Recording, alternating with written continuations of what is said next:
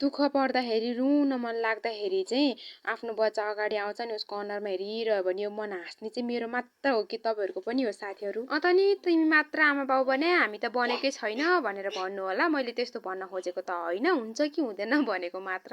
अनि के साथीहरू, आज म दिउँसो मेला गएर आएको अनि यतिखेर भर्खर एडिट गर्दैछु अनि बाबुले कराकरै गरेर एडिट गर्ने समय पनि मिल्दैन क्या मेरो चाहिँ। अनि यो चाहिँ हिजोको भिडियो हो। म चाहिँ घरमा बसेको थिएँ, दिदी जानु भएको थियो मेला। हामी पालै पालो गरी चाहिँ मेला जान्छौँ क्या, किनकि भुराहरू छन् अनि एकजना त घरमा नबसी हुँदैन, त्यही भएर। अनि दिदीले लिएर भाइ चाहिँ मेलाबाट मकै, अनि मैले त्यसलाई छोडाएर चाहिँ भुटभाट गरेँ। यसरी खानु भएको छ कि छैन तपाईँले? पहिला पहिला कति धेरै मकै पोलेर खाइन्थ्यो, अहिले त मकै पोलेर होइन यसरी भुटेर खाइन्छ है। मिठो, जे कुरा पनि मिठो चाहियो। अनि साथीहरू, म चाहिँ भात पसालेको थिएँ, यता ग्यासै धिप धिप धिप धिप भइरहेको थियो, नभन्दै मरेछ। अबबाट त आगो फुक्नु पर्यो। यो आगो फुक्नु जस्तो झ्याउ चाहिँ केही होइन क्या साथीहरू, किनकि दाउरा पनि छैन नि त। आजको लागि यति नै, बाई बाई।